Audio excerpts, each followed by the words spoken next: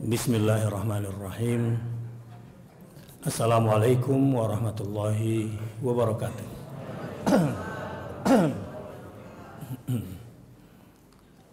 Semoga pagi hari ini menjadi awal tahun baru yang penuh kebahagiaan,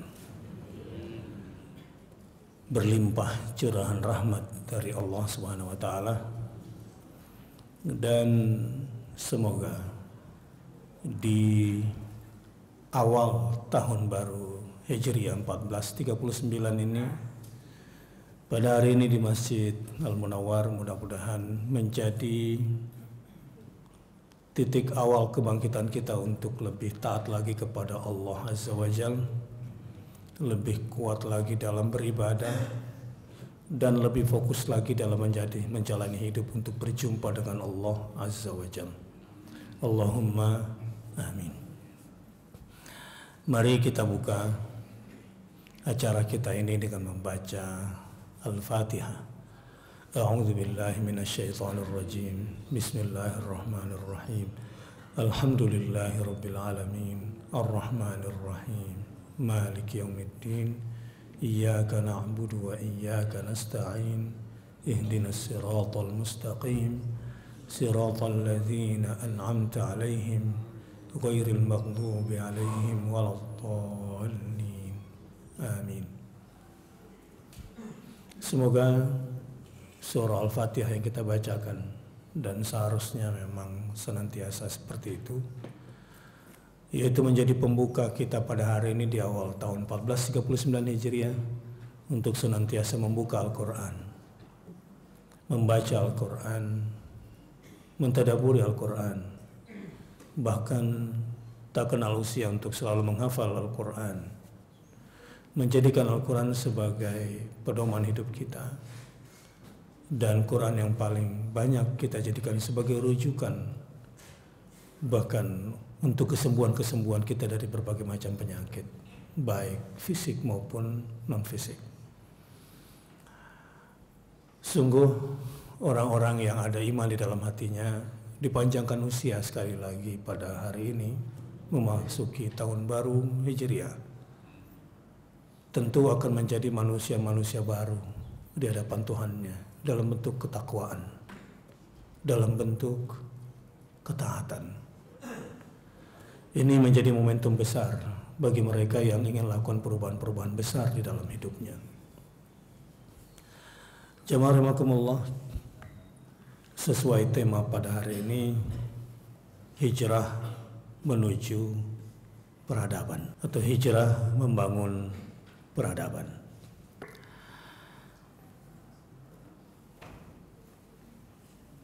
Latar belakang hijrah bukan karena takut, bahkan bukan karena strategi, bukan itu. Kalau ada alasan-alasan rasional yang sering diungkap oleh para penceramah, para cendekiawan, saya kira itu tidak salah. Namun itu hanya sebagai jembatan berpikir, hanya sebagai media atau tangga untuk memahami. Tapi hakikatnya bukanlah. Bukanlah karena tekanan, bukanlah karena ancaman, intimidasi yang berujung pada kematian. Bukan. Semata-mata karena perintah. Ya, perintah. Taat pada perintah Allah Subhanahu wa ta'ala. Sebab langkah-langkah kenabian adalah perintah-perintah langit. Ketika Rasul menjalankan misi kenabian termasuk berhijrah, jangan terlalu cepat menggiringnya ke alam rasio kita untuk kemudian bersegera kita mengkontekstualisasikannya dalam kehidupan kekinian sesuai dengan standar berpikir kita. Terlalu rendah untuk dibawa ke sana pada awalnya, walau saya katakan tidak salah, sebagai jembatan berpikir untuk bisa menerima alasan berhijrah. Karena ayat-ayat Al-Quran ketika berbicara tentang hijrah, misalnya di dalam surah An-Nisa. A'udzubillahi minasyaitonirrajim ayat 69 ayat 89. Waddu law takfuruna kama kafaru fatakununa sawa'an fala tattakhidhu minhum awliya hatta yuhajiru fi sabilillah. Hatta yuhajiru fi sabilillah. Ini soal tatanan sosial yang penuh dengan intimidasi, mengembalikan manusia kepada kekufuran. Muhammad SAW adalah nabi terakhir. Sudah banyak nabi-nabi sebelumnya mengalami berbagai macam intimidasi, pengusiran, penistaan, pencelakaan secara fisik, bahkan pembakaran, penggorokan leher, pembedahan badan. Muhammad SAW bukanlah orang yang pertama kali hijrah. Mereka ingin supaya kamu menjadi kafir sebagaimana mereka telah menjadi kafir. Lalu kamu menjadi sama dengan mereka. Maka janganlah kamu jadikan di antara mereka sebagai penolong, teman dekat, pemimpinmu, kecuali sampai mereka berhijrah pada jalan Allah. Ini gambaran sosiologis secara umum dulu agar kita bisa menerima latar belakang hijrah. Para nabi bukanlah sosok pengecut atas nama kedamaian kemudian tidak berani amar ma'ruf nahi mungkar. Karena banyak orang memilih sudahlah damai saja, akhirnya takut mengambil resiko beramar ma'ruf nahi mungkar. Bukan begitu? Ya. Para nabi dan rasul bukanlah orang-orang yang kecut jiwanya menghadapi kekuatan-kekuatan besar di muka bumi. Untuk menegakkan kalimat la ilaha illallah tidak ada yang namanya mudahana, berlemah lembut di hadapan kafir untuk mendapatkan simpati kafir. Tidak ada. Kalaupun ada, itu dilakukan oleh umatnya, dan itu atas izin Nabi SAW tentunya, yang disebut dengan mudarat. Boleh berstrategi di hadapan penguasa yang kejam, tetapi itu untuk kepentingan atau untuk level-level bawah, untuk umat yang imannya kurang kuat. Tapi para nabi adalah pilihan-pilihan Tuhan dari kalangan manusia yang hidup dan matinya. Inna salati wa nusuki wa mahyaya wa mamati lillahi rabbil alamin. Jadi saudara-saudara, hamba-hamba Allah yang mulia, latar belakang hijrah semata-mata karena menjalankan perintah dari Allah Subhanahu wa taala. Kalau disebut itu sebagai sebuah strategi, berarti sebuah kekonyolan. Walau tidak salah saya katakan, karena bagaimana disebut sebagai sebuah strategi? Karena ketika Nabi hendak berhijrah, mengira Yasrib itu di Syam. Seharusnya kalau memang itu sebuah strategi, tentu Nabi SAW sudah orientasi lapangan dulu. Ke wilayah mana umat ini harus pergi. Sebelum hijrah ke Yasrib, ada perjalanan hijrah pertama dan kedua ke Habasyah. Habasyah itu Ethiopia sekarang. Tempatnya orang banyak kelaparan dan kemiskinan. Dulu itu sebuah tempat yang bergengsi. Wa tilkal ayyamu nudawiluha bainan nas. Nasib Amerika, mungkin juga nasib Eropa, mungkin nasib Cina. Ketika mereka kemudian keterlaluan di muka bumi, akan bernasib sama seperti bangsa-bangsa yang dulunya kuat. Karena dunia ini dipergilirkan. Sebagaimana dulu ada benua bernama Atlantis dan seterusnya. Dulu menjadi sebuah benua, tapi sekarang telah menjadi sebuah samudra. Wa tilkal ayyamu nudawiluha bainan nas. Kenapa Rasul mengirim para sahabat ke Habasyah pertama dan kedua, Ethiopia pertama dan kedua? Karena di sana ada pemimpin non-Muslim, seorang Nasrani, Raja Negos atau Najasyi yang punya welas asih, yang dikabarkan dalam kabar langit bahwa dia pada akhirnya memilih Islam, sehingga Rasul mensyariatkan salat gaib ketika wafatnya Raja Negos atau Najasyi ini. Tapi untuk kasus Yathrib, lihat posisi sembunyi pertama di Gua Sur atau Thawr. Dari kota Mekah, Sur itu berlawanan dengan arah Madinah.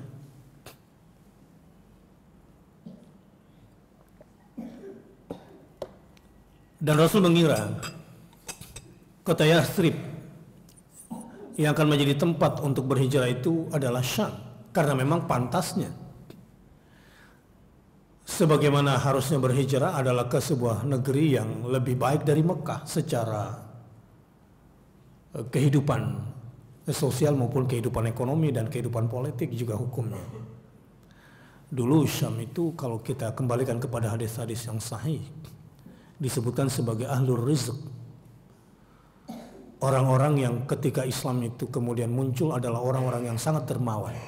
Syam, orang-orang Damaskus, Suria, itu orang-orang yang perawakan Arabnya sebetulnya sangat ya sebagiannya cocok dengan kita. Orang yang suka dermawan, yang lembut, baik, dan ilmu pengetahuan sangat maju di sana. Dulu para ulama bangga kalau belajarnya sudah sampai ke Damaskus. Dulu. Dan itu kota peradaban yang luar biasa. Sebagaimana bangganya para ulama kalau studinya sudah sampai ke Irak. Kalau sekarang bangganya sudah pulang dari mana? Dari Amerika atau dari Eropa. Dulu ketika Islam maju di Eropa, pemuda-pemuda itu kurang pede deketin gadis-gadis kalau nggak pandai berbahasa Arab dan tidak mengenal peradaban Arab. Tapi gadis-gadis sekarang senang kalau dilamar oleh alumni-alumni Amerika dan Eropa. Ini sekedar penggambaran budaya bahwa kalau memang hijrah itu ada atas dasar strategi dan untuk kehidupan yang lebih baik berdasarkan rasio dan strategi, harusnya Syam sebagaimana prasangka Rasulullah. Tapi ternyata bumi hijrah itu adalah Madinah Nabawiyah, Madinah Munawwarah, atau nama lainnya juga Tayyibah.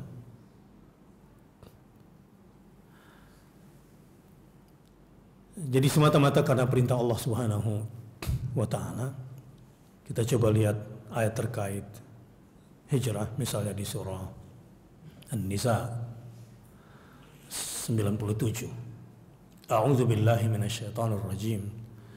Innal ladzina tawaffahumul malaikatu zalimi anfusihim qalu fima kuntum qalu kunna mustad'afina fil ard qalu alam takun ardullahi wasi'atan fatuhajiru fiha faulaika ma'wahum jahannam wa sa'at masira. Sesungguhnya orang-orang yang diwafatkan malaikat dalam keadaan menganiaya diri sendiri. Jadi ada orang yang matinya dalam kondisi menganiaya diri sendiri akibat tidak berhijrah. Malaikat terheran-heran kepada orang yang matinya dalam keadaan menzalimi diri sendiri. Kepada mereka malaikat bertanya, dalam keadaan bagaimana kamu ini? Kalau bahasa kitanya, kok bisa kamu mati dalam kondisi begini? Mereka, ini dialog antara malaikat dan jenazah. Ini salah satu mukjizat Al-Quran yang memperbicarakan orang yang sudah mati sebagai bocoran informasi dari alam yang sudah tertabir, yang tak pernah bisa dikunjungi. Tapi ada informasi dari sana yang dibawakan oleh Al-Quran. Kepada mereka, malaikat bertanya dengan bahasa ironi, mencela. Kok bisa kamu mati dalam keadaan seperti ini? Berarti begini cara hidup kamu. Betul. Mau tahu cara mati kita? Coba lihat cara hidup kita. Bagaimana cara mati kita? Begitu nanti kita dibangkitkan di hadapan Tuhan. Bersama siapa kita mati? Bersama Dia nanti kita dibangkitkan di hadapan Tuhan kita. Hati-hati memilih cara hidup. Hati-hati menentukan jalan hidup. Hati-hati memilih karir. Hati-hati cariin sekolahan buat anak-anak. Hati-hati cariin tempat kuliah buat anak-anak. Disiplin ilmunya akan membentuk karakternya. Karakternya akan membentuk gaya hidupnya. Gaya hidupnya akan menentukan cara matinya. Cara matinya akan dibangkitkan seperti itu nanti bangkitnya dari kuburnya.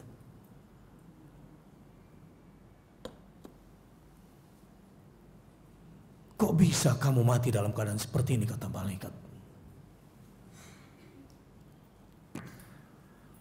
Qalu, mereka semua menjawab, kunna mustadhafina fil ard. Mereka lalu menjawab, adalah kami orang-orang yang tertindas di negeri Mekah. Qalu, para malaikat kemudian menjawab lagi, alam takun ardullahi wasi'ah fatuhajiru fiha. Bukankah bumi Allah itu luas sehingga kamu dapat berhijrah di bumi itu? Orang yang mati di Mekah dalam keadaan tidak berhijrah, ya biasanya kalau dengan penggambaran surah lain, qul in kana aba'ukum wa abna'ukum wa ikhwanukum wa ashiratukum, ini dalam bentuk manusia. Wa mu'alun iktaraftumuha wa tijaratun takhshawna kasadaha wa masakinu tardawna, dan seterusnya. Ahabba ilaikum minallahi wa rasul. Ini orang ini mati di kampung halaman di Mekah pada saat itu, nggak berani berhijrah biasanya karena 4 alasan terkait dengan makhluk hidup, dan kalau tidak salah 5 alasan terkait dengan benda mati itu. Ya intinya cinta kepada manusia-manusia yang dicintai, bapak-bapaknya, anak-anaknya, saudara-saudara kandungnya, keluarga besarnya. Harta yang selama ini susah payah dicari, nggak mungkin dong ditinggalkan dari kampungnya begitu saja. Tempat tinggal yang dicintainya. Kalau kita lihat sebab atau motif kenapa mereka tidak berani berhijrah, dan mudah-mudahan itu tidak terjadi pada kita semua, sebagaimana digambarkan surat At-Taubah ayat 24. Qul in kana aba'ukum wa abna'ukum wa ikhwanukum wa azwajukum wa ashiratukum wa amwalun iqtaraftumuha wa tijaratun takhshawna kasadaha wa masakinu tardawnaha ahabba ilaikum minallahi wa rasulih wa jihadin fi sabilihi fatarabbasu hatta ya'ti Allah bi amri wallahu la yahdil qaumul fasiqin. Ini coba lihat di antara motif kenapa orang mati dalam keadaan hina di Mekah secara sebabun nuzul.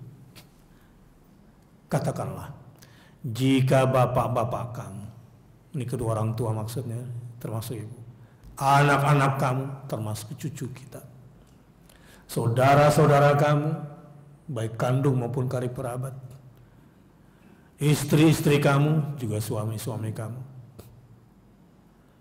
kaum keluarga besar kamu, itu dari kalangan manusia. Jadi bapak, anak, saudara, pasangan, dan keluarga. Ini 5 dari kalangan manusia. Dari harta benda, harta kekayaan yang kamu usahakan, terutama harta kekayaan yang mereka susah sekali mencarinya dan lama menumpuk. Kalau pindah negeri berarti gak dapat pensiun lagi, takut ditinggalkan.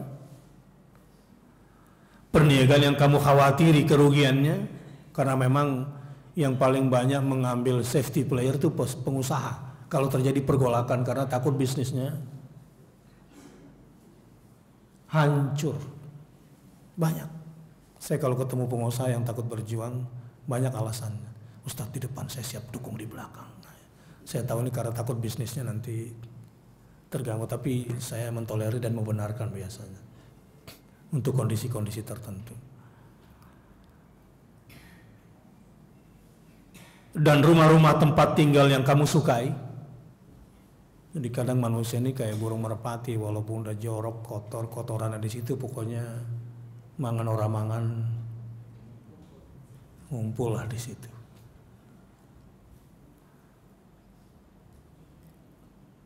Jadi di sini harta kekayaan yang kamu usahakan, perniagaan yang kamu khawatiri kerugiannya, rumah tempat tinggal yang kamu sukai, itu 3 dari harta benda.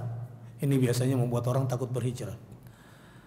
Adalah lebih kamu cintai daripada Allah dan Rasulnya, lebih kamu cintai daripada berjihad di jalan Allah, maka tunggulah sampai Allah mendatangkan keputusannya pada kamu. Buruk tentunya, negatif kepada kamu. Sebagaimana akhirnya matinya orang yang tidak berani berhijrah karena ada 8 alasan, 5 terkait makhluk hidup, 3 terkaitan benda mati dalam keadaan seperti itu. Hatta yatiya amrullah. Dan Allah tidak memberi petunjuk kepada orang-orang yang fasik. Itu motif kenapa orang biasanya tidak berani berhijrah. Dan pada akhirnya mati dalam keadaan seperti itu. Memang menyedihkan.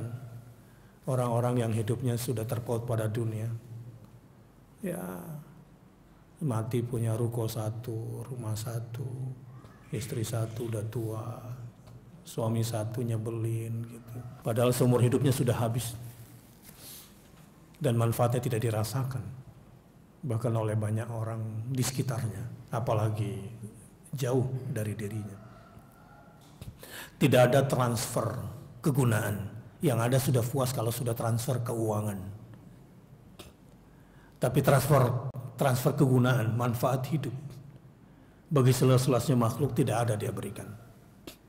Yang dia pikirkan hanya dirinya, aku, dan egonya. Kepada orang seperti itu malaikat berkata, bukankah bumi Allah ini luas, kenapa kamu tidak berhijrah? Alam takun ardullahi wasi'atan fatuhajiru fiha. Kenapa kamu tidak berhijrah? Faulaika ma'wahum jahannam wasa'at masira. Mereka itu tempatnya adalah neraka jahanam dan itulah seburuk-buruk tempat kembali. Jadi proses berhijrah hakikatnya adalah sebuah proses ibadah. Proses ibadah. Harusnya orang-orang Islam seperti kita ini adalah orang-orang yang selalu baru lakukan perubahan, selalu berubah. Sebagaimana dikatakan oleh Ibrahim, inni muhajirun ila rabbi sayahdini. Visi hidup Ibrahim alaihissalam sebagai bapak monoteism, bapak tauhid, tidak pernah bercita-cita tinggal di satu tempat kemudian mati di tempat itu. Tidak ada istana Ibrahim alaihissalam. Hidup berjalan untuk menegakkan la ilaha illallah. Dan begitu memang kehidupan para nabi dan rasul. Nggak ada kehidupan para nabi dan rasul duduk di satu tempat, pergi pagi, pulang sore, tunggu gaji bulanan, nanti pas liburan jalan-jalan. Nggak begitu. Sekali-kali pulang kampung, kemudian balik lagi, kerja lagi pagi, pulang sore. Nggak begitu kehidupan pada awalnya. Walaupun ini tidak salah. Tapi kebanyakan sekolahan mendidik kita menjadi manusia seperti itu, sehingga susah. Kurang piknik akhirnya. Tidak begitu kehidupan pada awalnya. Lihat para nabi dan rasul. Ibrahim berjalan dari Babilonia ke Irak, ke Kurdistan, ke Syam, ke Mesir, ke Mekah, tapi bukan jadi tenaga kerja di sana. Sebagaimana seorang budak yang merdeka jiwanya seperti Tariq bin Ziyad, atas perintah Amr bin As dari Mesir kemudian pergi ke Maroko dan susah-susah menyeberang Selat Gibraltar, masuk ke Almeria sampai kepada Granada pada akhirnya. Untuk apa? Membawa cahaya, penerus risalah. Awalnya seorang budak, tapi kemudian menjadi manusia merdeka. Itu orang-orang yang berhijrah selalu baru. Cara berpikir mereka tidak terkungkung oleh kelaziman-kelaziman yang tidak lazim. Karena mereka adalah orang-orang yang selalu ingin baru. Orang bijak berkata, air yang selalu mengalir, selalu bersih. Para ulama memfatwakan air yang mengalir itu suci, dan mensucikan. Air tergenang, walau banyak, kadang tidak suci, apatah lagi mensucikan. Makanya jiwa-jiwa yang hijrah, yang selalu berontak untuk keluar dari kemaksiatan, selalu berontak keluar dari lingkaran setan yang dibuatnya sendiri.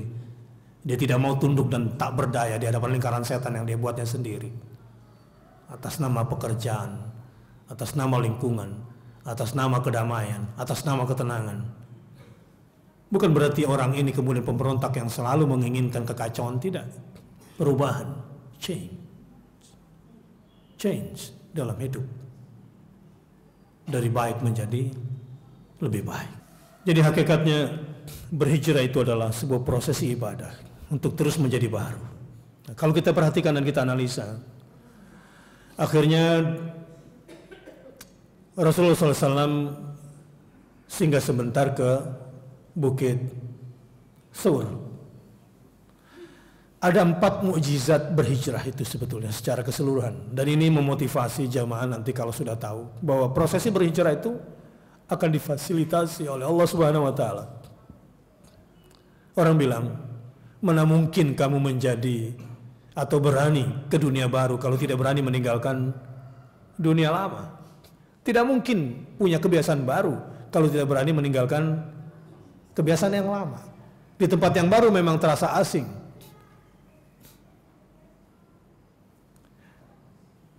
Ada 4 keajaiban berhijrah. Yang pertama,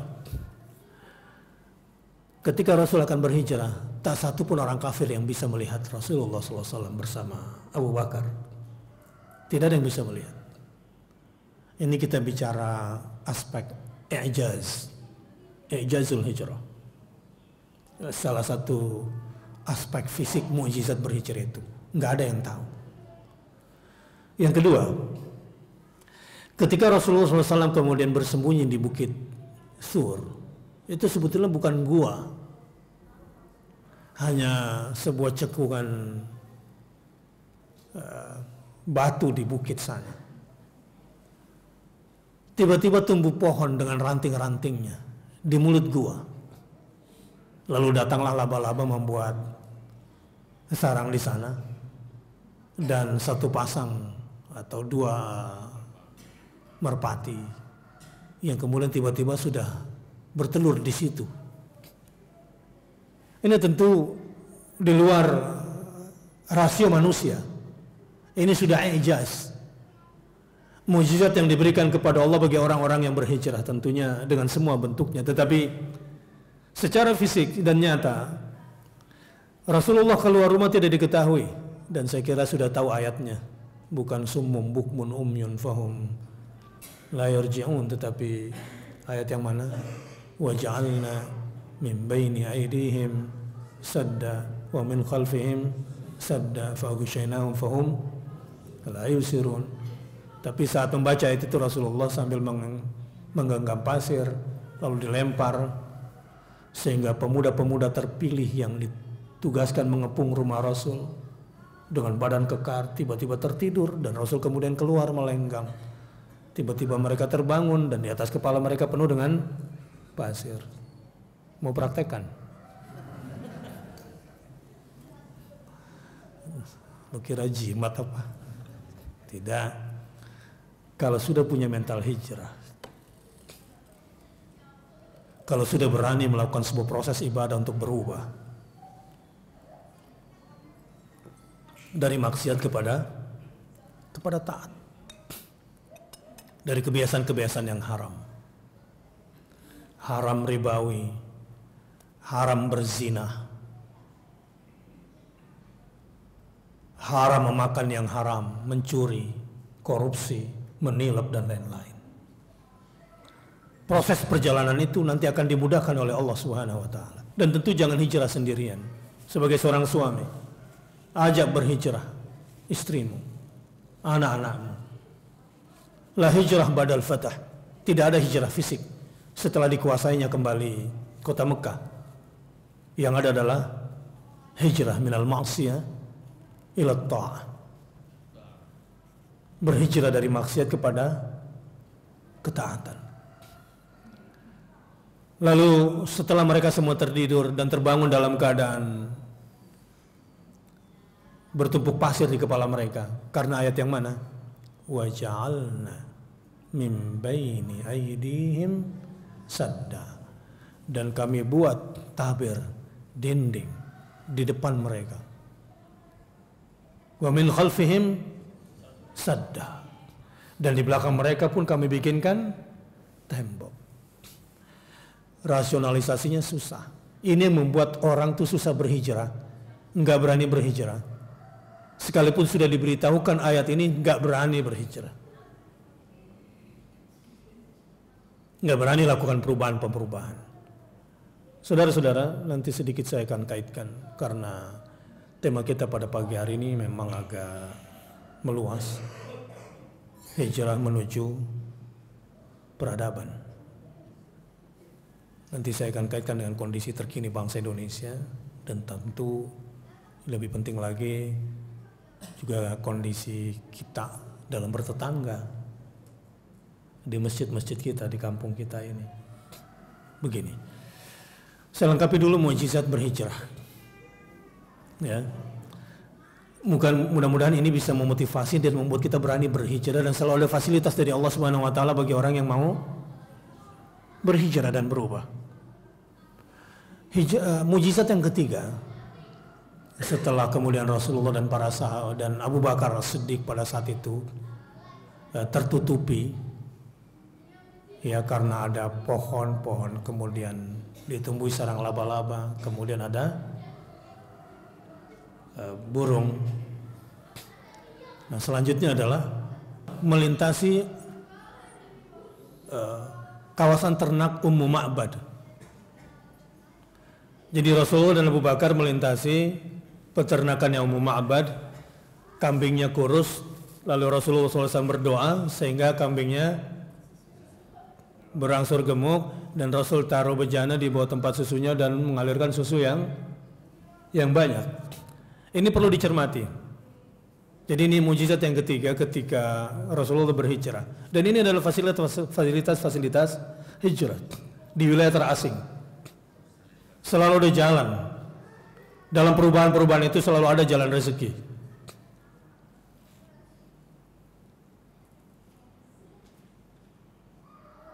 Dan ini susah untuk dicerna orang yang tidak berhijrah. Mujizat yang keempat, kira-kira apa? Mujizat yang keempat hijrahnya Rasul SAW. Ketika menghadapi ancaman Suraqah, ingat di perjalanan, ya, Suraqah ini intelijen yang ditugaskan, barang siapa berhasil menemukan Muhammad sehingga gagal berhijrah, maka dapat hadiah berapa unta? Berapa ekor? Ya, 200 mungkin sampai 1000 ekor unta. Itu mujizat yang keempat. Jadi berhijrah tentu menghadapi tantangan, dan tantangan juga ancaman kematian. Tapi apa yang terjadi pada saat itu? Rasulullah tinggal mengangkat tangan dan berdoa. Tiba-tiba tersungkur kudanya Suraqah, terjerembab, dan seakan-akan kakinya tidak bisa masuk lagi, seperti terhimpit di tanah. Lalu pedangnya pun tiba-tiba jatuh, dan Rasulullah tinggal mengangkat, kalau ingin diselesaikan selesai di situ. Saudara-saudara, berhijrahlah. Orang berhijrah itu kuat, dikuatkan oleh Allah Subhanahu Wa Taala. Walau tanpa senjata, walau sendirian, kuat. Tapi dalam dunia pertarungan, berhijrah, percayalah, Suraqah, intelijen yang hebat, terpilih. Dia bisa mengendus di mana kaki Muhammad itu. Itu luar biasa. Intelijen Quraisy itu, ingat di perang Badar, sampai tai onta pun diteliti.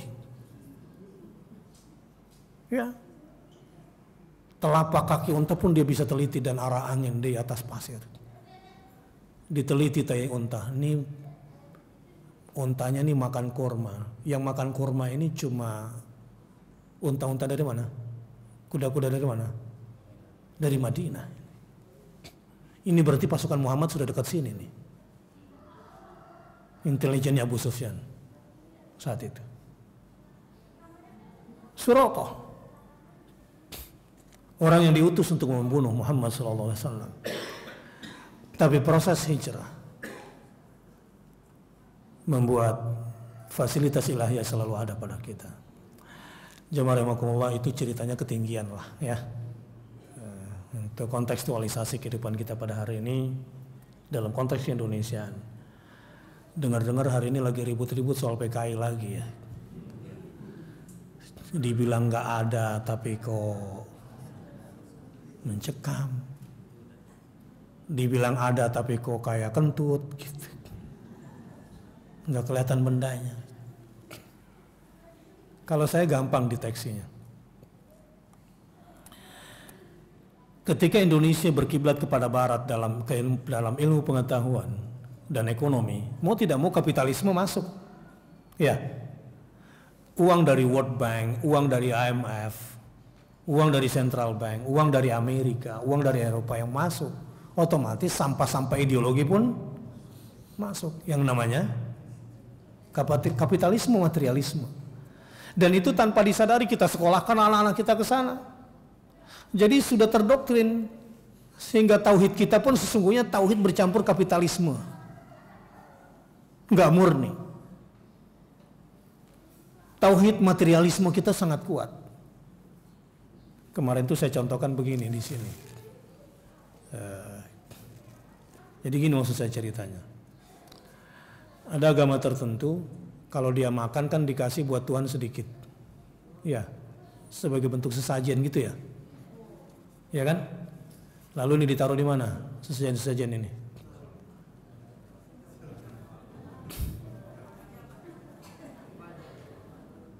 Ada yang taruh di depan berhalanya, di sudut rumah, di jalan-jalan gitu ya. Di pom bensin, di toko, di warung, semua kan gitu. Ini buat siapa?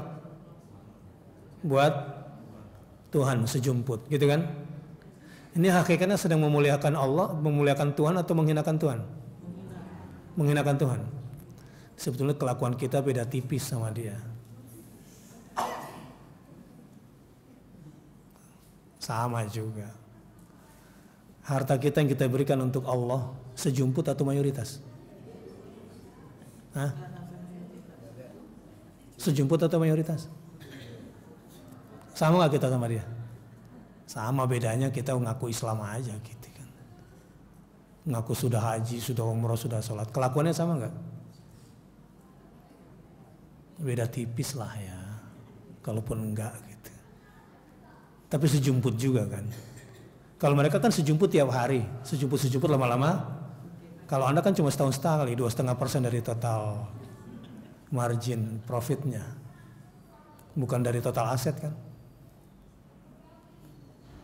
Jadi kalau dibandingkan keislaman kita dengan keislaman Abu Bakar, nggak ada ceritanya Abu Bakar itu memberinya 2,5% dari profit, dari net, dari bersih, setelah dipotong biaya listrik, biaya air, sekolah anak, dipotong apa lagi? Cicilan motor. Kira-kira ada sisanya nggak nanti itu net untuk zakat? Ya ujung-ujungnya sebetulnya sejumput juga kayak mereka begitu. Mudah-mudahan hari ini bisa berhijrah. Para sahabat itu tuh kalau berinfak itu dari total aset 10%, 20%, sampai 50%, bahkan 100% dari total aset. Apakah kemudian miskin? Tidak. Nah disinilah soal persepsi. Persepsi kita tentang harta, tentang uang, tentang bersedekah. Malu rasanya. Tapi beda halnya kalau kita sudah berjuang di jalan Allah Subhanahu wa taala. Masjid-masjid yang dipercaya oleh umat pengurusnya dan bekerjanya. Seperti saya ceritakan kemarin di sini juga. Masjid Al-Azhar itu dalam 30 hari 5,8 miliar zakat, infak, sedekah dan wakafnya dari umat. Kenapa? Karena pengurusnya bekerja. Di 10 hari terakhir tuh buka semi perbankan di depan. Jadi 10 hari terakhir malam orang-orang yang beriktikaf di situ pun kemudian berinfak, yang dapat hidayah dari Allah. Orang-orang kaya di situ, ia berhijrah, langsung wakafkan hartanya, langsung ada pengurus masjid yang menjaganya. Insya Allah begitu juga masjid di Makassar. Sebab kalau masjidnya bekerja seperti itu, maka harta umat pun menjadi tumbuh, berkembang. Begitu kan? Enggak kayak gini, pergi pagi, pulang sore, enggak kenal tetangga. Itu di BMA ceritanya. BMA itu bukan di sini ya. Gitu.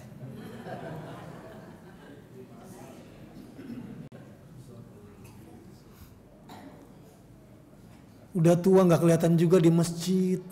Orang mana Pak? Rupanya sudah sejak tahun 2000 berada di sini. Sekarang udah 2017. Kemana aja gitu. Padahal rumah dekat.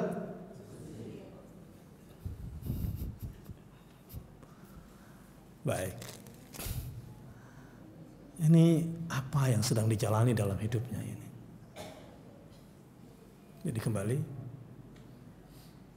Sekarang Indonesia akan ngambil uang dari Cina, mau tidak mau. Ideologi komunis masuk. Suka atau tidak suka. Jadi dunia sekarang mengarah ke sana. Secara materialistik. Prediksi Samuel Huntington mengatakan bahwa akan terjadi clash of civilization, benturan peradaban. Ini menjadi pegangan para akademisi dan pegangan pakar-pakar politik dunia. Akan ada kekuatan barat, kekuatan timur, dan kekuatan Islam. Akan ada, dan ada benturan. Jadi ribut-ribut sekarang, saya sedang tidak berbicara menyudutkan siapapun yang saya sampaikan pada hari ini.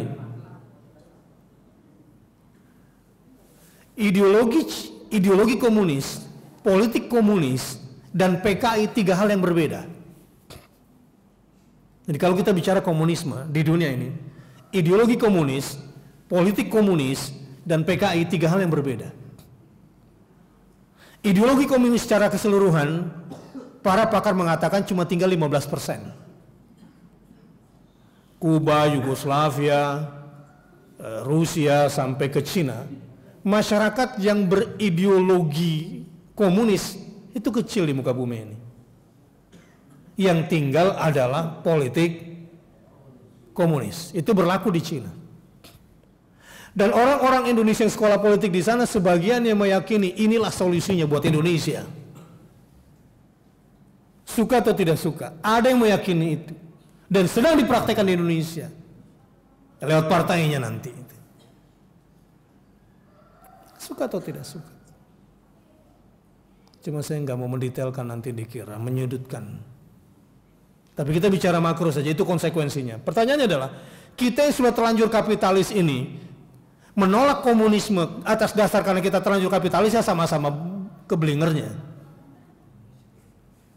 Kan dulu pertarungan Nasakom ceritanya, Soekarno itu kan ya aliran marhainisnya yang cinta orang miskin juga kan benci pada kapitalisme, kemudian harus bekerja sama dengan packing kalau bahasa dulu itu. Juga untuk melawan komunisme atau untuk mengimbangi kapitalisme di Indonesia.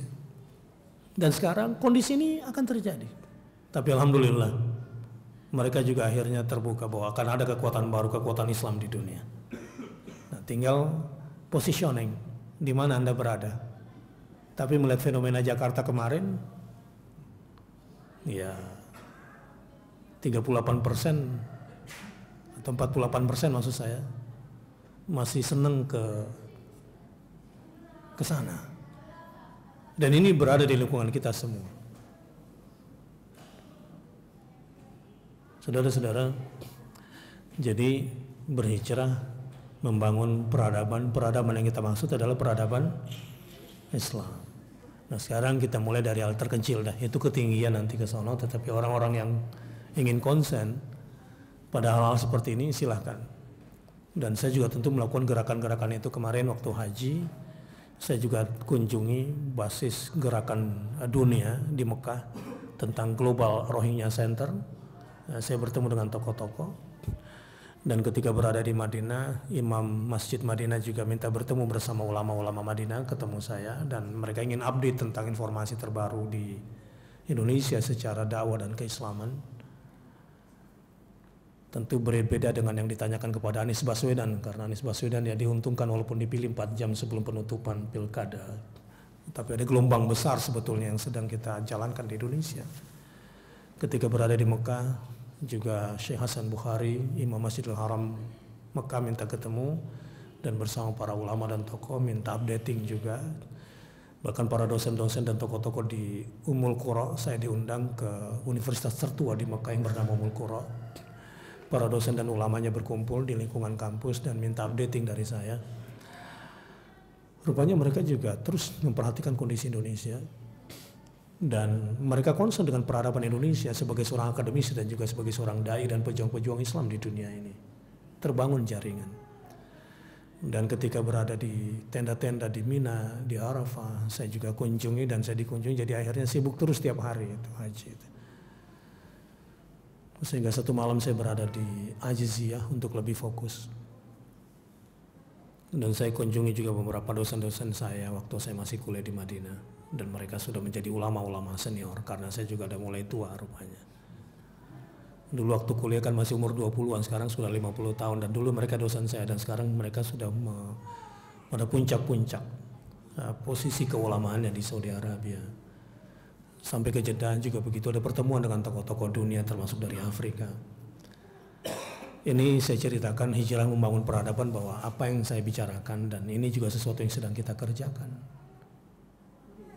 Termasuk juga persoalan-persoalan yang menimpa umat Islam, baik di Gaza, di Baitul Maqdis, di Suriah, di Somalia, Asia Tengah, sampai di Rohingya.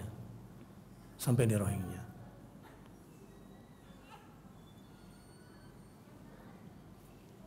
Jamaah rahimakumullah, man lam yahtamma bi amril muslimin falaysa minhum. Orang yang tidak concern dengan persoalan umat Islam, dia hanya simpatisan umat Islam. Mudah-mudahan kita bisa bergeser dari simpatisan menjadi umat Islam sejati, menjadi pengikut setia Muhammad SAW. Tetap silakan kerja terus yang profesional, cari duit yang banyak, tapi jangan cuma di situ. Kalah banyak sama orang yang nggak banyak kerja tapi duitnya serumah tuh di situ nanti. Kan rugi kalau tinggal nerakanya bareng-bareng gitu kan, duitnya banyakan dia gitu. Mendingan kita ke surga gitu kan. Dan fasilitas hijrah itu banyak sekali. Wa may yuhajir fi sabilillah yajid fil ardi muragaman katsira wasa'. Orang-orang senantiasa berhijrah di jalan Allah itu akan selalu mendapatkan kesenangan yang banyak dan kelapangan di bumi hijrah. Ada banyak kelapangan di bumi hijrah. InsyaAllah jemaah Masjid Al-Munawwar jemaah yang selalu siap bela Islam, yang selalu berada di depan untuk Islam, dan tidak memberikan sejumput waktu, tenaga dan hartanya untuk Islam, karena sudah berhijrah hari ini. InsyaAllah tidak lagi manusia memberikan sejumput untuk Tuhannya, untuk agama Tuhannya, untuk meneruskan risalah Nabi-Nya Sallallahu Alaihi Wasallam. Nah, terkait dengan kampung kita dan masjid-masjid kita di sekitar kita ini, ya mari terus kita galang kebersamaan, persaudaraan. Sudahi semualah. Sudahi semua pertikaian, dendam, masa lalu. Mulai hari ini harus ada gaya hidup baru di dalam bertetangga, dalam bermasyarakat kita. Ya. Karena saya lihat kadang-kadang nih jamaah ini khusyuk-khusyuk sholatnya, saking khusyuknya, nggak ngomong sedikit pun dengan kiri kanannya.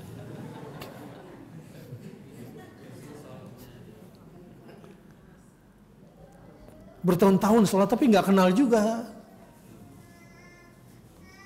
Ini sebetulnya salah apa enggak sih sholatnya tuh? Kalau sholat kan harusnya kalau dia salam, Assalamualaikum warahmatullahi, sebelah kanannya kan berarti dia lihat Assalamualaikum warahmatullahi. Kenapa imam usai sholat harus menghadap ke jamaah sambil ngabsen satu-satu? Ya mulai hari inilah Kita coba sering absen juga, store muka di masjid. Kemudian perbaiki hubungan kita dengan istri, dengan suami. Perbaiki hubungan kita dengan anak-anak kita.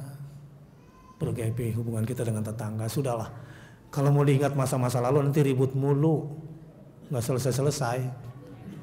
Ya, apalagi sama pengurus masjid tahun 2000 sekian sampai tahun 2000 sekian. Udah kayak anggota dewan ribut mulu. Kita lupakan dan kita tatap masa depan. Mulainya dari mana? Ada cara-cara efektif. Ada seseorang dijamin masuk surga oleh Rasulullah SAW. Tapi orangnya nggak ada. Lalu sahabat yang lain jadi ngiri, kok dia dijamin masuk surga dan saya nggak disebut nama saya. Diuntitlah sahabat ini. Dicari tahu. Sholatnya sama saya. Puasanya juga sama. Ibadahnya juga sama. Penasaranlah sahabat ini. Ditanya, sebetulnya apa sih rahasia kamu sampai Rasul kemudian bilang kalau kamu itu calon penghuni surga? Kalau dari ibadah kita kayaknya sama deh. Bahkan diantara kita ada yang lebih banyak dari kamu sedekahnya. Ternyata kelebihan dia kenapa dipilih calon penghuni surga? Karena dia tidak akan tidur di malam hari sebelum memaafkan kesalahan orang-orang yang menyakitinya. Dan dia tidak ingin tidur bersama emosi dan dendam. Orang seperti ini hidupnya juga bahagia. Jadi coba mulai belajar. Sebelum tidur, absen aktivitas hari ini. Ada nggak yang menyakiti kita pada hari ini? Dan sangat menyakitkan. Sangat menyakitkan. Tapi belajarlah untuk memaafkan. Terus kalau yang menyakiti itu suami gimana, Bu? Ini suami-suami juga kadang-kadang kelakuannya ya. Ya, tabiat suami ini kadang-kadang salah menempatkan kekuatannya. Kita ini laki-laki diberikan kekuatan fisik oleh Tuhan untuk bisa menjadi pelindung bagi istri, bukan justru malah mengancam-ancam istri, gitu kan harusnya. Betul nggak, Pak? Ada nggak suami-suami suka ngancam pakai fisik ke istrinya? Lah,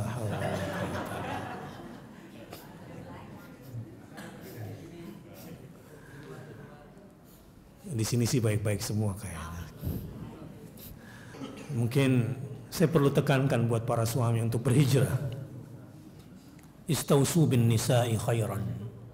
Istausu bin nisa'i khairan. Rasulullah SAW di Haji Wada sebelum meninggal dunia.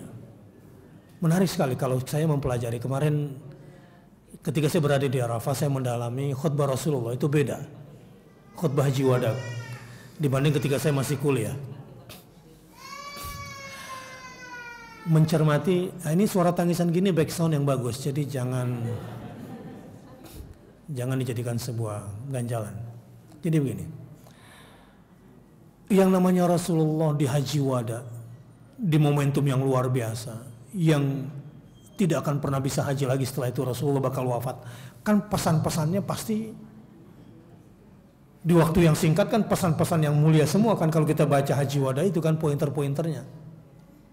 Ya, sampai Rasul salah satu poinnya, saya tidak tahu apakah tahun depan saya akan masih bersama kalian di sini. Ini kan berarti sebuah poin yang sangat penting.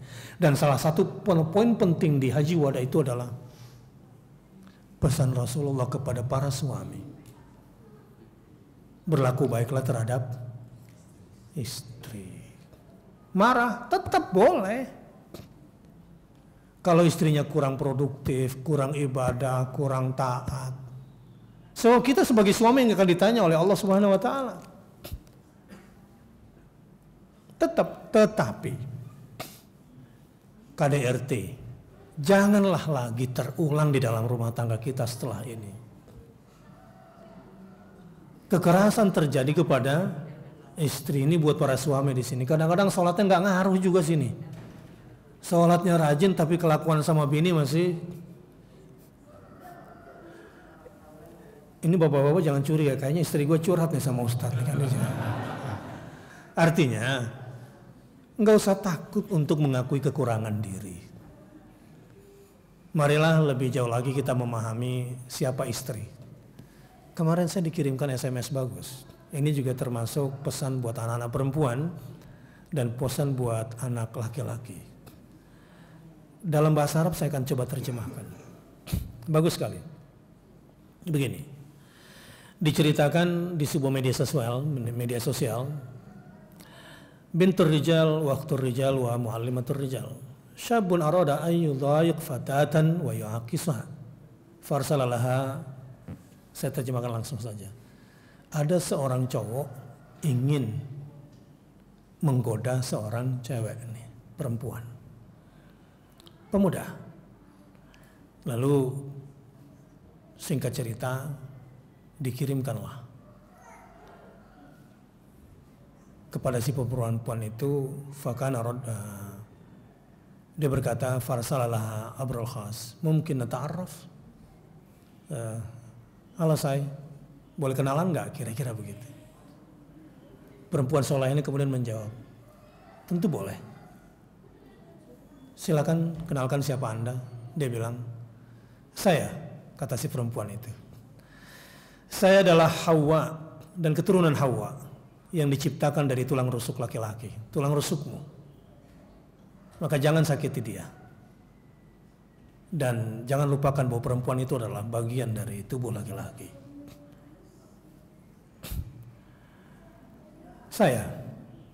Saya adalah orang yang dihidayahkan oleh Allah, sehingga ketika kamu laki-laki masih sendirian di surga, kamu saat itu labil dan kamu itu agak buas ketika tidak punya pasangan. Saya adalah makhluk seperti ibumu. Saya adalah makhluk seperti saudara perempuanmu. Saya adalah perempuan seperti anak perempuanmu. Saya adalah perempuan seperti istrimu yang menjaga rumahmu.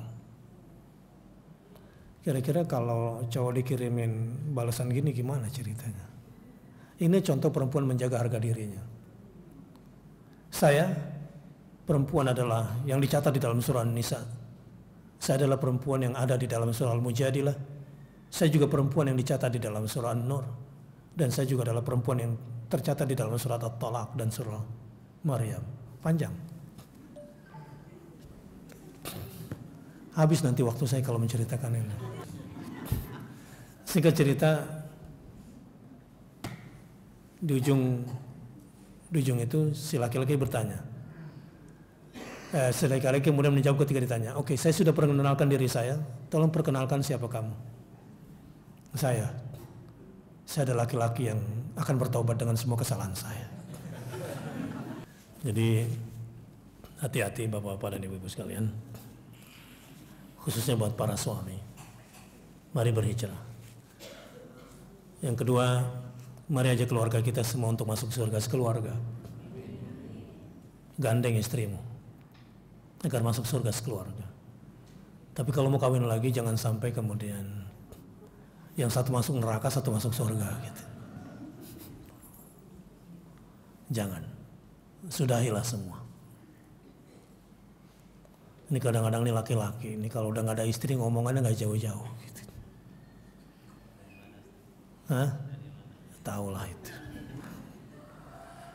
Tapi percayalah,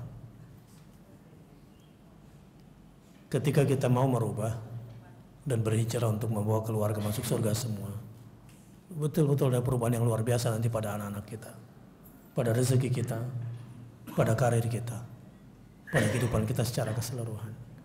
Jadi siapapun yang sedang punya masalah dengan istrinya, begitu juga sudah punya masalah dengan suaminya, saya kira ini momentum baik. Bermula dari diri kita sendiri. Saudara-saudara, saya ingin tutup. Kalau ingin lakukan perubahan besar di dalam hidupmu, mulai dari satu pertanyaan. Pertanyaan ini harus dijawab dengan benar. Siapa saya di hadapan Tuhan saya? Bagaimana kedudukan saya di hadapan Tuhan saya? Jawab itu. Siapa saya di hadapan Tuhan saya. Bagaimana kedudukan saya di hadapan Allah Subhanahu wa Ta'ala? Jawab itu. Ini sungguh akan berubah hidupmu. Sebelum itu saya jawab, saya kasih benefitnya dulu. Perbaiki hubunganmu dengan Tuhanmu, maka Tuhanmu akan perbaiki semua kondisi hidupmu. Jika kamu ada masalah apapun dengan makhluk, perbaiki hubunganmu dengan Allah, maka Allah akan perbaiki hubunganmu dengan semua makhluknya. Mulai dari situ. Nah, untuk itu jawab 2 pertanyaan itu. Siapa saya di hadapan Tuhan saya? Jawabannya gampang. Kalau mau tahu siapa kamu di hadapan Tuhan kamu, lihat seberapa agung Allah di dalam hatimu. Tanya sama hatimu, sudahkah aku mengagungkan Allah sebagaimana mestinya? Allah, kalau kita belajar Asmaul Husna, kalau kita mempelajari semua ayat-ayat Allah. Bapak Ibu sekalian, kapan terakhir saya di Malakasari mengajar Asmaul Husna? Tahun berapa Bu Yazid? Dan itu gak selesai sampai hari ini. Sampai hari ini. Bulanan saya terus jalan. Saya sangat menikmati Asmaul Husna itu. Untuk saya konsumsi bagi kehidupan saya. Orang-orang yang mencari ilmu tapi tidak mencari ilmu tentang Allah, kasihan. Kasihan. Kasihan. Fokuslah. Bahkan kalau mau tahu siapa kamu di hadapan Tuhanmu,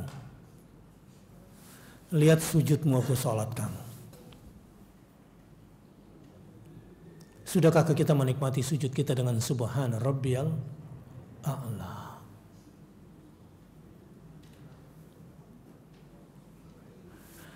Jawab itu, dan kalau perlu keliling dunia cari apa itu ilmu sujud itu. Karena sujud adalah kondisi terdekat seseorang dengan Tuhannya. Dan orang yang sudah menikmati itu adalah orang yang paling bahagia, orang yang paling mulia.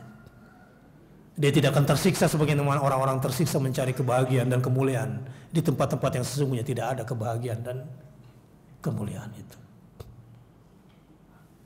Apalagi yang usianya sudah kepala 5, kepala 6, kepala 7.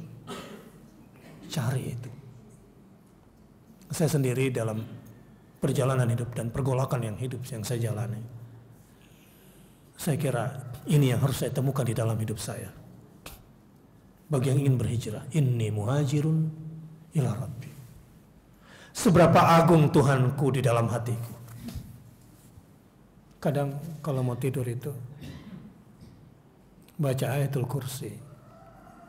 Ada banyak ritual yang kadang saya harus menahan, walaupun sekatuk apapun saya tidak boleh merem sebelum saya selesaikan ritual-ritual yang harus saya baca.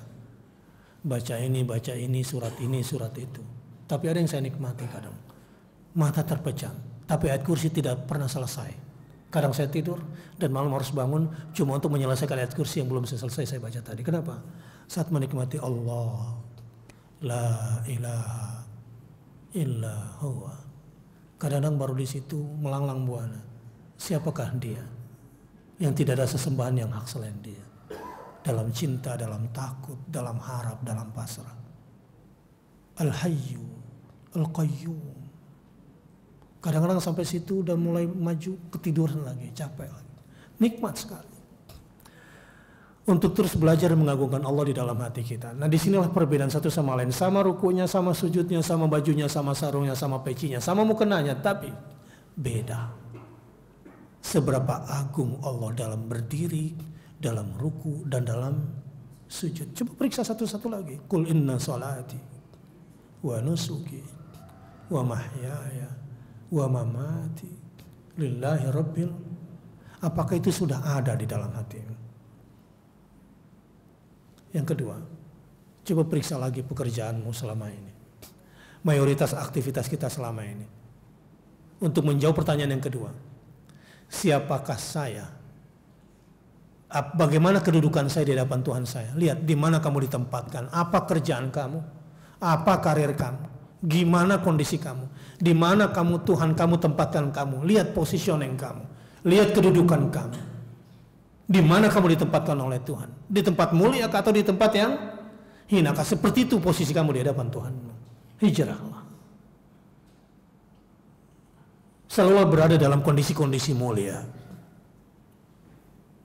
Anak-anak kita itu berapapun tingginya sekolahnya, kalau tidak menjadi anak yang saleh dan salihah, tersiksa kita nanti. Tersiksa. Persiapkan anak-anak untuk bahagia dunia akhiratnya. Persiapkan itu. Bapak Ibu sekalian, sekarang kita besarkan dia. Nanti setelah besar, dia bisa menjadi ancaman bagi kita. Mencari jodoh yang tidak sejalan dengan agama kita. Menikah dengan laki-laki yang sudah menzinahinya. Itu akan menjadi bencana seumur hidup. Sekolahnya tinggi tapi orang tua sudah pupus harapan. Karena anaknya sudah hilang. Narkoba, maksiat. Mari kita telah kembali sambil lihat kondisi kita. Bagaimana kondisi kita, lihat di mana Allah tempatkan kita. Maka bersyukurlah orang-orang yang sekarang memilih berhijrah untuk menempati posisi di belakang para nabi dan rasul. Bersyukurlah orang-orang yang pada hari ini bercita-cita untuk ma'allazina an'amallahu alaihim minan nabiyyina was-siddiqina wasyuhada'a was-salihin wa hasuna ulaika rafiqa. Bersyukurlah orang yang sekarang ingin berjalan di atas jalan para nabi dan rasul, bekerja melanjutkan risalah perjuangan para nabi dan rasul, berada dalam kampiun para nabi dan rasul, apapun resikonya dia tempuh. Bersyukur dan berbahagialah orang yang memilih jalan hidup. Saya wala tamutunna illa wa antum muslimun. Saya akan berislam sampai mati dan saya akan mati bersama Islam, dan saya takut mati kalau saya tidak total bersama Islam. Beruntung orang yang sudah memilih jalan hijrah itu, merubah jalan hidup. Mulai hari ini rajin ke masjid, rajin berjamaah, bergaul dengan orang-orang yang saleh. Anak-anak muda juga begitu. Mari kita hidupkan kembali. Hari ini alhamdulillah 1439 Hijriah 1 Muharram. Sengaja saya memang memilih untuk bersepi-sepi di masjid ini bersama jamaah yang dekat-dekat saja. Dulu yang sudah lama nggak bertemu karena sibuk sendiri, sibuk masing-masing. Mudah-mudahan kebersamaan kita setelah ini berlanjut pada sebuah gerak-gerak yang lebih bermakna, insya Allah, dan mudah-mudahan persaudaraan kita sampai ke surga nantinya. Silakan implementasikan. Ya, hari ini anak muda belum turun kegiatan seperti ini. Ini juga baru broadcast by WhatsApp aja nih. Kerja-kerja malas sebetulnya ini. Belum kerja-kerja profesional. Karena biasanya kerja profesional di kantor, kerja di masjid nggak kerja profesional. Nah, mudah-mudahan otokritik kita ini semua kita gunakan, dan jamaah semua mari kita aktifkan kembali. Ya, jangan nunggu jadi pengurus baru bergerak di masjid.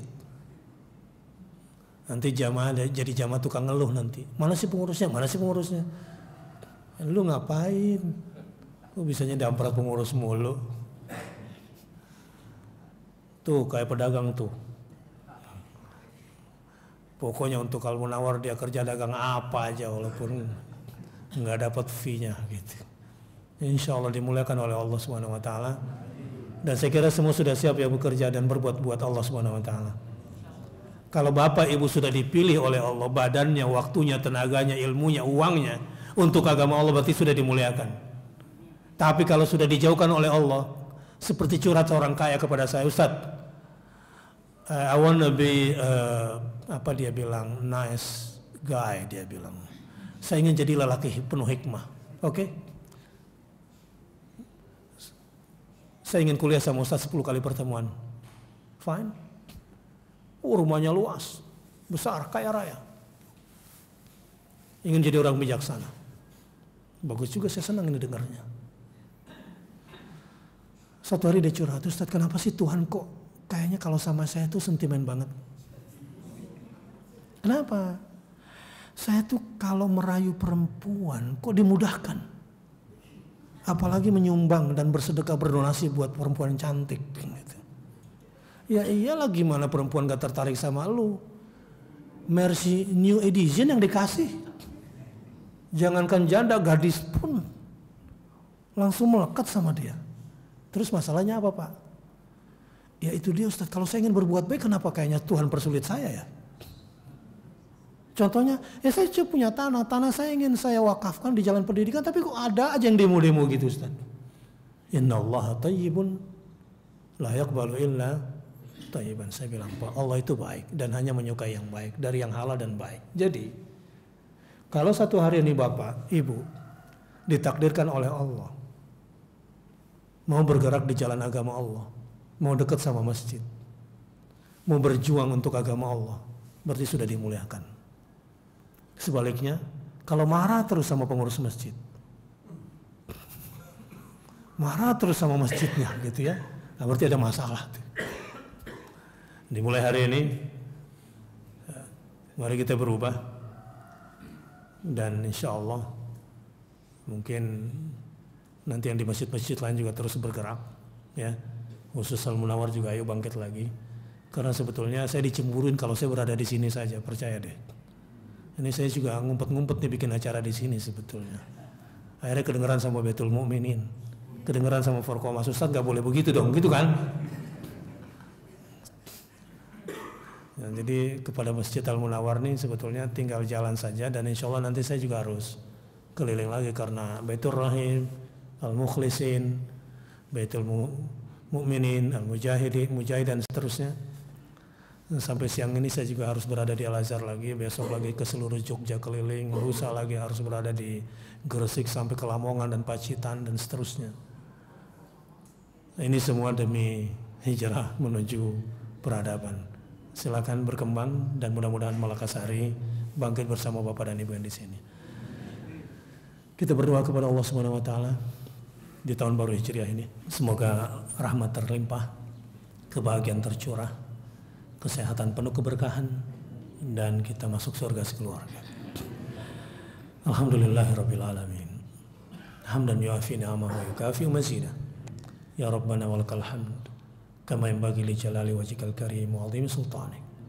Allahumma shalli ala Muhammad wa ala ali sayyidina Muhammad. Ya Allah, terima kasih.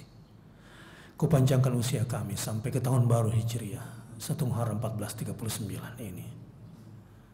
Segala puja dan puji bagimu ya Allah, ya Hayyu ya Qayyum. Sejak kami dilahirkan, kau hidupkan kami, ya Hayyu ya Qayyum, kau urus kami tanpa henti, kau berikan kami oksigen tanpa henti, kau berikan energi kepada kami tanpa henti. Ya Hayyu ya Qayyum, segala puji dan puji bagimu. Terima kasih kami terhingga kepadamu, syukur kami kepadamu ya Allah, ya Hayyu ya Qayyum.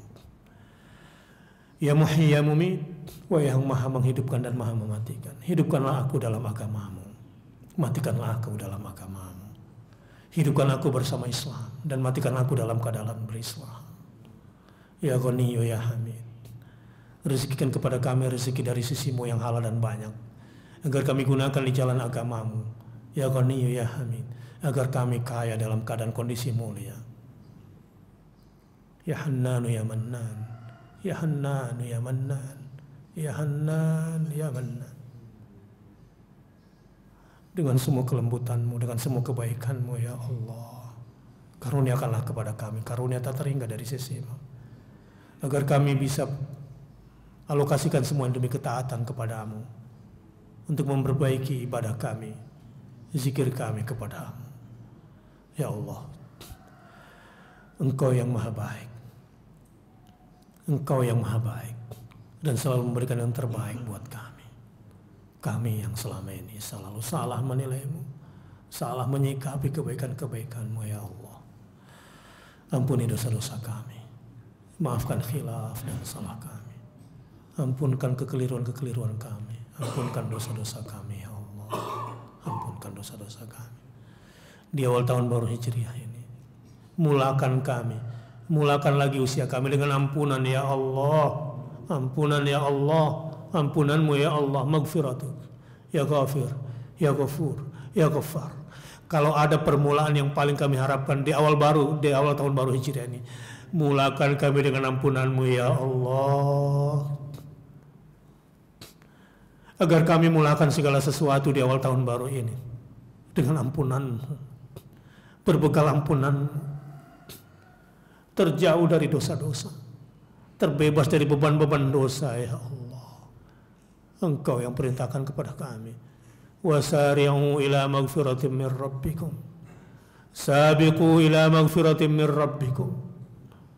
Ya Allah, kami ingin bersegera memohon ampunanmu ya Allah, ya Ghafir, ya Ghafur, ya Ghaffar. Mampukan kami untuk memulakan awal tahun baru kami dengan ampunanmu ya Allah. Betapa bahagianya jika kami mulai tahun baru kami menuju tahun yang akan datang dengan ampunan ya Allah. Tidak ada yang lebih tinggi kuharapkan dari itu untuk permulaan ini kecuali ampunan ya Allah. Allahumma a'inna ala dzikrika wa syukrika wa husni ibadatik. Mampukan kami mengisi tahun baru 1439 Hijriah ini selama 1 tahun dengan memperbanyak zikir, menyebut namamu, mengingat engkau dan selalu merasakan kedekatan denganmu. A'inna ala dzikrika. Ya Allah, kami ingin di tahun baru ini dan semua aktivitas kami di 1439 Hijriah adalah aktivitas bersyukur kepadamu, bersyukur kepadamu, bersyukur kepadamu ya Allah. Kalau ada prioritas yang harus kami prioritaskan, mampukan kami untuk memperbaiki ibadah kami, memperindah ibadah kami, mempercantik ibadah kami, memperbanyak ibadah kami kepadamu ya Allah. Terima kasih.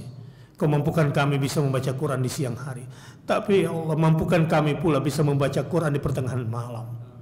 Terima kasih. Kau mampukan kami bisa membaca Al-Quran dengan lancar, tapi mampukan kami mentadabburi isinya. Rezekikan kepada kami rezeki yang banyak. Terima kasih. Selama telah Engkau berikan kepada kami rezeki yang banyak ya Allah, tapi rezekikan kepada kami mampu mengamalkan isi-isi Al-Quran-Mu ya Allah. Anugerahkan kepada kami kekuatan rezeki untuk bisa mengamalkan dan mengimplementasikan ayat-ayat suci-Mu. Mampukan kami menjalankan perintah-Mu dan menjauhi semua larangan-Mu. Golongkan kami ke dalam golongan hamba-hamba-Mu yang saleh. Berikan kepada kami predikat ketakwaan ya Allah. Rabbana dzalamna anfusana wa illam taghfir lana wa tarhamna lanakunanna minal khasirin. Rabbana ighfir lana wa liwalidayna warhamhuma kama rabbayana shighara. Untuk kedua orang tua kami, orang tua yang kami cintai dan sayangi, ampunkan keduanya dari dosa-dosa. Sayangi dan cintai keduanya, setulus keduanya sayangi dan cintai kami. Jika dia sudah tiada, tempatkanlah di sisi-Mu yang mulia ya Allah. Dan jadikanlah doa kami doa anak yang saleh, yang menenteramkan baginya di dalam kubur. Jadikanlah amal-amal saleh kami sebagai amalan wasiat-wasiat mereka, sehingga sampailah amal kami juga menjadi amal bagi kedua orang tua kami. Allahumma ighfir lil muslimina wal muslimat wal mu'minina wal mu'minat al ahya minhum wal amwat. Allahumma ighfir lil muslimina wal muslimat wal mu'minina wal mu'minat al ahya minhum wal amwat. Ya Allah, untuk seluruh muslimin dan muslimat dan semua mukminin dan mukminat, baik yang masih hidup maupun sudah wafat, ampunkan dosa-dosa mereka semua ya Allah. Setulus kami bermohon untuk diri kami, setulus kami bermohon untuk diri kami, setulus itu pula kami bermohon untuk saudara muslimin dan muslimat, mukminin dan mukminat. Rabbana hab lana min azwajina wa dzurriyyatina qurrata a'yun waj'alna lil muttaqina imama. Rabbana ja'alna muqimas shalah wa min dzurriyyatina rabbana wa taqabbal du'a. Rabbana ighfir lana dzunubana wal ikhwanina alladziina sabaquna bil iman wa la taj'al fi qulubina ghillan lil ladziina amanu rabbana innaka ra'ufur rahim. Rabbana atina fid dunya hasanah wa fil akhirati hasanah wa qina adzaban nar. Wa sallallahu ala nabiyyina Muhammadin sallallahu alaihi wasallam. Subhana rabbika rabbil izzati amma yasifun wa salamun alal mursalin walhamdulillahi rabbil alamin. Aqulu qouli hadza wa astaghfirullah li wa lakum. Kita tutup dengan doa kafaratul majlis. Subhanakallahumma wa bihamdika asyhadu an la ilaha illa anta astaghfiruka wa atubu ilaik. Wassalamualaikum warahmatullahi wabarakatuh.